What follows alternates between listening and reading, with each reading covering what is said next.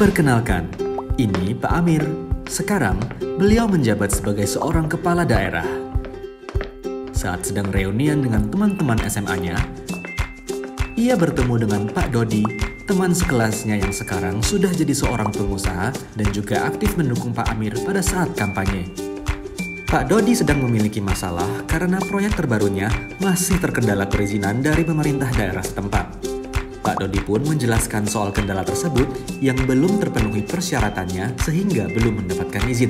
Mengingat masa-masa kedekatan mereka sewaktu SMA dan dukungan dari Pak Dodi selama masa kampanye, Pak Amir pun berjanji untuk membantu proses perizinannya. Nah, sadarkah bahwa apa yang dilakukan Pak Amir ini merupakan konflik kepentingan? Iya. Ini adalah kondisi pejabat pemerintahan yang memiliki kepentingan pribadi untuk menguntungkan diri sendiri atau orang lain dalam penggunaan wewenang, sehingga dapat mempengaruhi netralitas dan kualitas keputusan atau tindakan yang dibuat dan dilakukannya.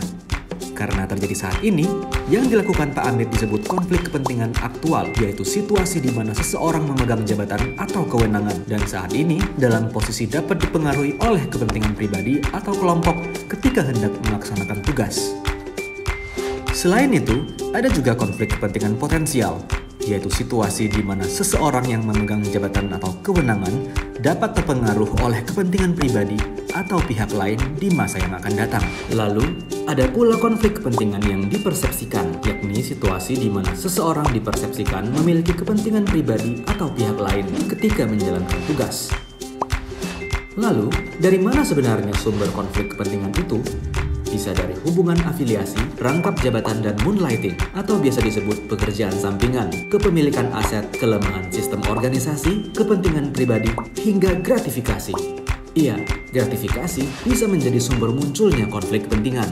Apalagi kalau pelaku memang memiliki kepentingan tersembunyi atau ingin mempengaruhi objektivitas serta integritas penyelenggara negara atau pegawai negeri, atau yang lebih parah, untuk mengaburkan tindak pidana korupsi. Untuk menanganinya, ada 3 hal yang bisa dilakukan: pencegahan, penanganan pada saat sedang terjadi, dan penanganan pada saat telah terjadi. Pencegahan dimulai dari refleksi diri. Coba tanyakan pada diri sendiri, apakah tindakan kita sesuai dengan etika dan standar yang berlaku tentang benar dan salah?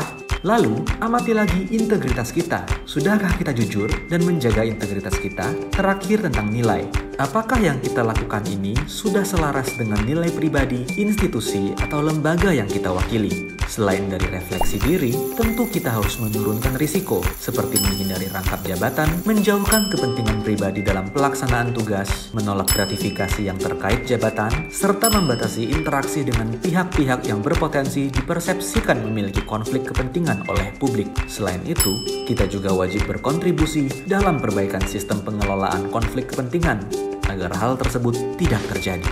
Bagaimana dengan penanganan konflik kepentingan pada saat sedang terjadi? Ada 3 cara yang bisa dilakukan, seperti disclose atau deklarasi, yaitu mengidentifikasi dan mengungkapkan adanya konflik kepentingan. Talk atau diskusikan, yang berarti memberitahukan atasan atau pihak berwenang sebelum bertindak. Serta mitigate atau mitigasi, yaitu membatasi atau menarik diri dari kegiatan yang berlangsung untuk memitigasi risiko atau melakukan langkah tegas untuk memastikan tidak adanya keberpihakan. Sedangkan penanganan saat telah terjadi akan diproses sesuai dengan ketentuan yang berlaku, seperti penjatuhan sanksi administratif, atau jika memenuhi unsur tindak pidana, maka dapat dikenakan sanksi pidana.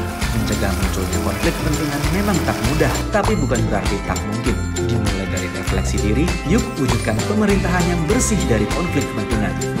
Untuk melaporkan gratifikasi, klik goal.kpk.go.id. Klik gratifikasi.kpk.go.id untuk info lengkap soal gratifikasi.